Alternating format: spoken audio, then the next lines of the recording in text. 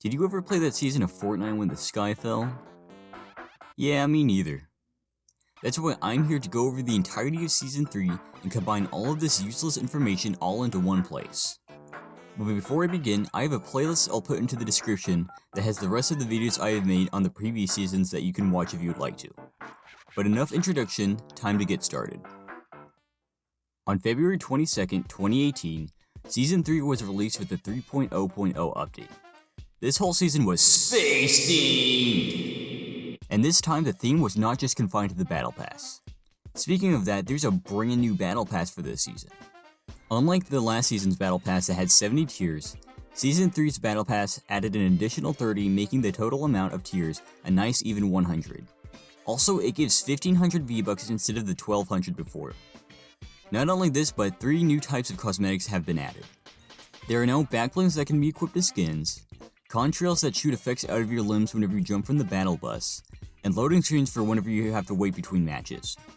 So for this Battle Pass, there were 23 banners, 21 emoticons, 8 loading screens, 5 contrails, 4 emotes, 3 gliders, 3 harvesting tools, 3 backblings, and 6 skins.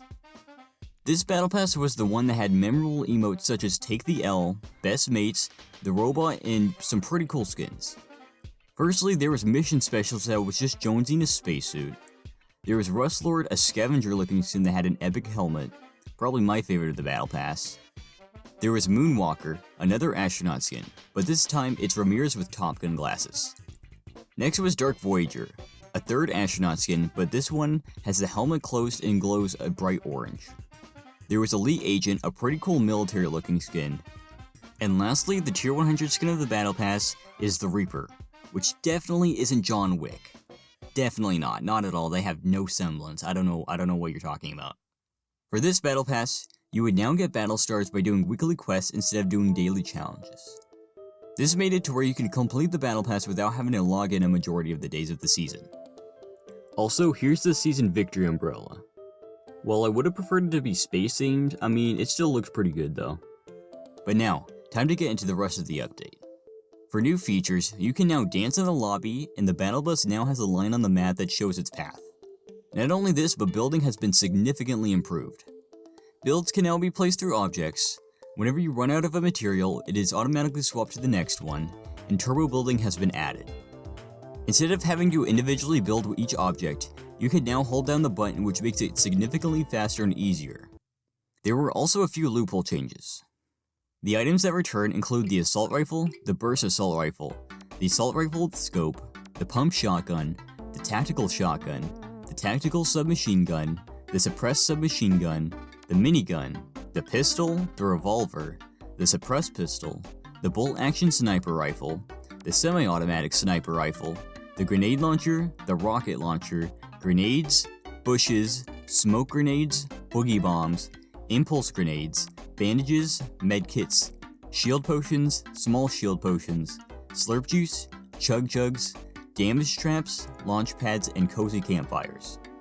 The Cupid's crossbow returned as well, being changed to not correlate with Valentine's anymore, just to be the regular crossbow. There was one new item added this update, which was the hand cannon. It came in an epic and legendary rarity and used heavy ammo. This was pretty much just a revolver, but does a lot more damage, but has half the magazine and fire rate. For something so small, it packs quite a punch and is also quite fun to use.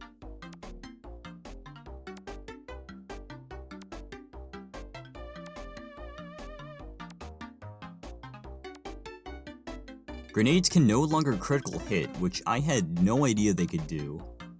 I don't even know how much damage that would do, to be honest.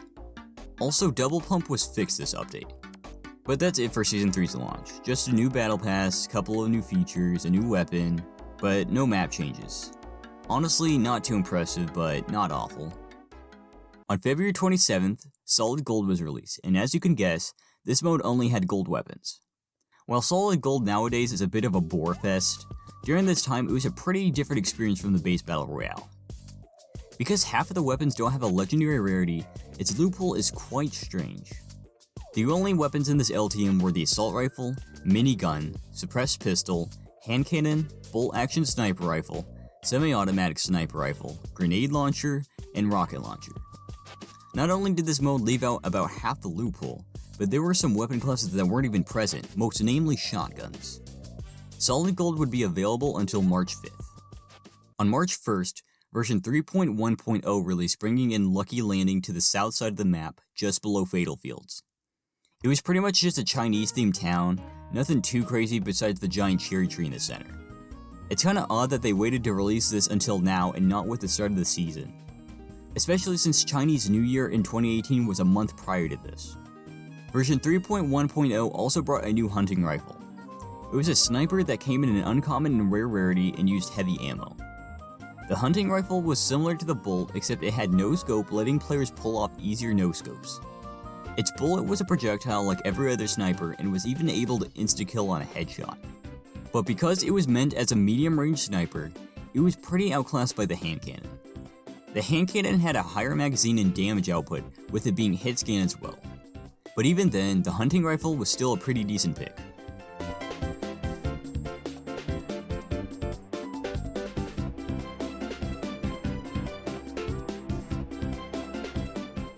On March 8th, version 3.2.0 released, bringing the new Teams of 20 LTM. It was very much like 50v50, except that now there are 5 teams of 20. This LTM would stay until March 14th. Also, Fortnite Mobile released, which greatly increased the average player base. And for absolutely no reason, ice cream trucks just now have 100,000 health. I guess now you can spend a whole match ferociously attacking an ice cream truck just to get 8 metal.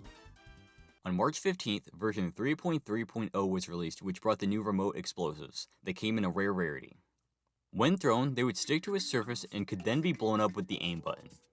If you tried to blow up multiple at the same time, there would be a delay in between each blast. Remote explosives were a very situational item that couldn't be used aggressively, similar to the smoke grenade, which unironically got vaulted this update. Especially since they only did 70 damage, they were pretty unpopular.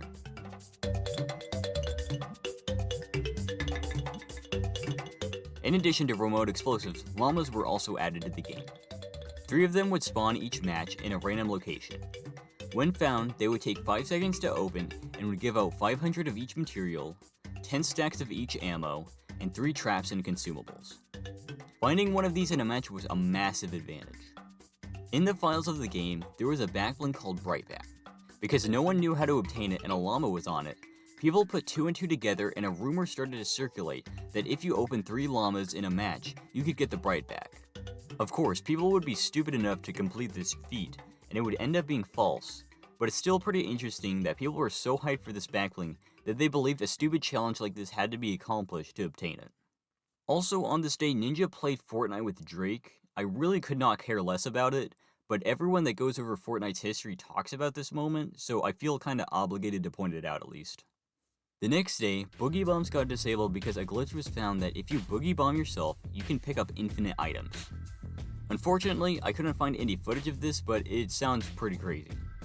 On March 19th, the new Blitz LTM was released. This was just the base Battle Royale, except that matches were much faster. The maximum amount of time that a game could last for was 15 minutes. Storm circles were much quicker, which meant that you were always on the move. In addition, there were more resources, so you wouldn't have to spend as much time gathering them. This LTM was a lot more intense from the base Battle Royale, but it's still pretty fun. It would only stay around until March 26th. On March 22nd, version 3.3.1 released with the new heavy shotgun. It came in an epic and legendary rarity and used shells. The gimmick of this shotgun was that in exchange for a tighter spread, it had a much longer range. It tried to be a hybrid between the pump and the tac, but ended up being worse than both. It had about the same damage as a tac, but worse fire rate. Even it was outclassed in range when compared to the pump shotgun, which was the whole gimmick it was trying to accomplish, which it failed at. It stood no chance against the power that the pump had, or the fire rate that the tac had. And especially for how rare it was a really awful shotgun when compared to the other two.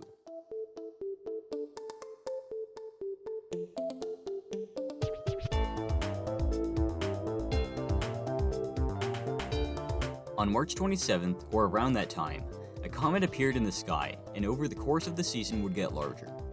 While this may seem insubstantial, this was the beginning of Fortnite's lore. And of course, the first thing that the community did was speculate that it was going to hit Tilted Towers. I mean, come on, it was obvious. Tilted is the most popular location by a long shot, and a majority of the lobby lands there each match. So why not have it hit there and disperse where people land? Of course, it makes absolute sense, but that wouldn't really be the case. On March 29th, version 3.4.0 released, bringing in the new guided missile. It came in an epic and legendary rarity and uses rocket ammo.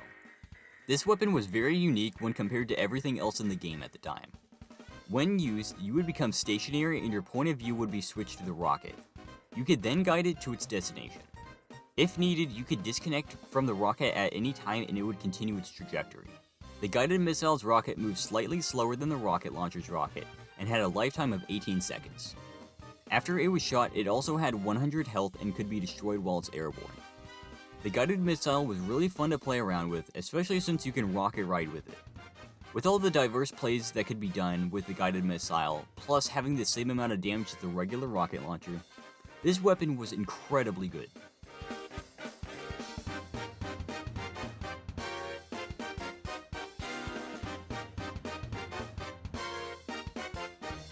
As Easter was approaching, the grenade launcher was reskinned as the egg launcher.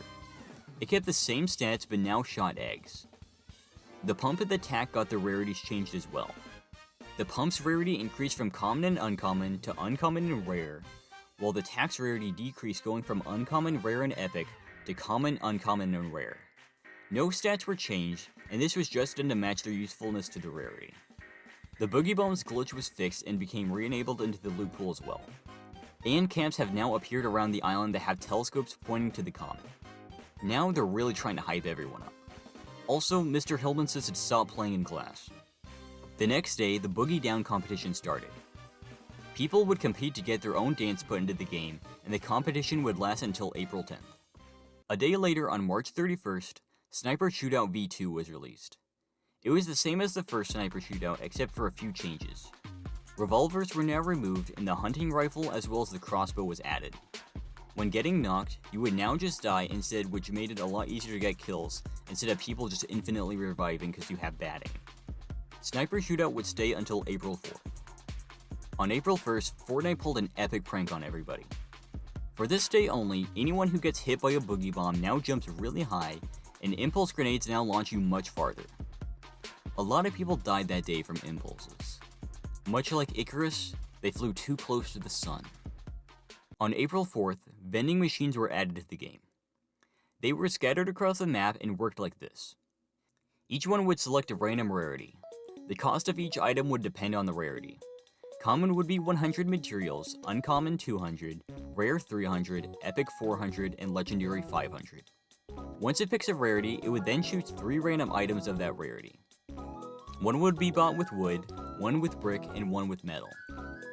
The vending machine would display one offer at a time and would switch after a few seconds or when hit with a pickaxe. In addition, there was no purchase limit. Vending machines were really only good if you had a surplus of mats. These were a more consistent way to get items that you wanted rather than relying on RNGesus to get that gold scar. Also, remember that test LTM from the last season? Well, most of those changes have now been added to the game. The assault rifle, burst assault rifle, tactical submachine gun, suppressed submachine gun, pistol, revolver, suppressed pistol, and hand cannon now have first shot accuracy, damage drop off, and a headshot multiplier of 2 instead of 2.5. So now, here's 2 minutes of me showing you updated stats for these weapons.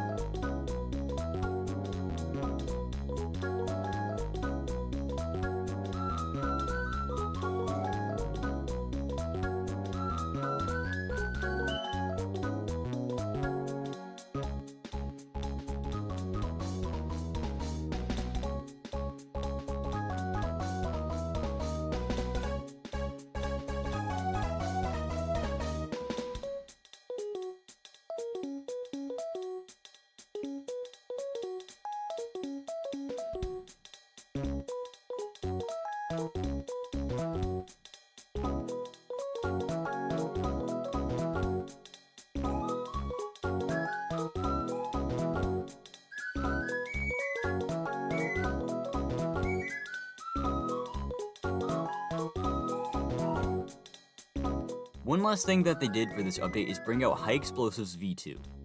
The only changes are that remote explosives and the guided missile are now available in it. High Explosives would stay until April 12th. On April 11th, version 3.5.0 released bringing the new Port-a-Fort item that came in an epic rarity. When thrown, it deploys a 3-story metal tower. This building had a door that opened up and inside had tires that would launch you to the top. The Port-a-Fort item was a great way to immediately gain the high ground on your opponent, but to anyone that is skilled at building really won't find it too useful.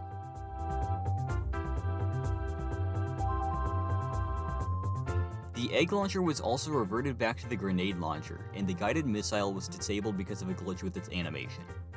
Though a little later, it would be announced that it had been vaulted. Its glorious reign was quite short, but much like the Zapatron, it really just didn't fit in with the state of the game at the time.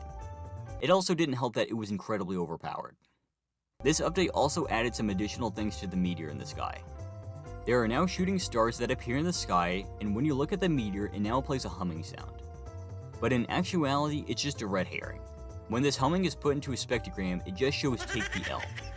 One last thing they did this update was add replay mode. You can now look back at matches with fully movable camera. You can revisit your past games, make cinematics, etc. On April 19th, the light machine gun was released. It came in a rare and epic rarity and used medium ammo. The LMG was pretty much the AR equivalent of the minigun. Compared to the other ARs, it had a high fire rate and massive magazine while still having great damage. It did have some downsides, being the high recoil and long reload times. But this weapon was still really good and fun to mow down opponents with.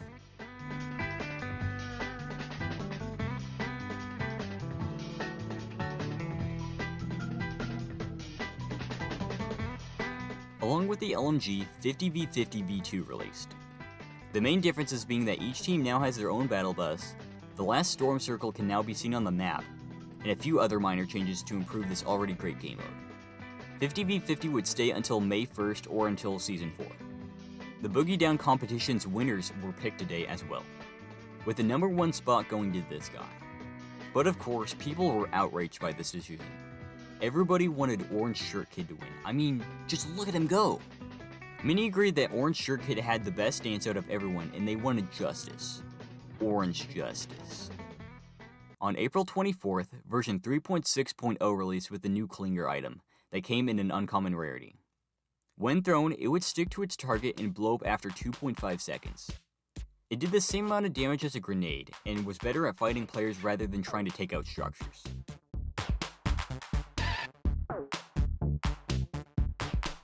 Since the minigun felt a little outclassed by the LMG, it also got a 2 damage buff.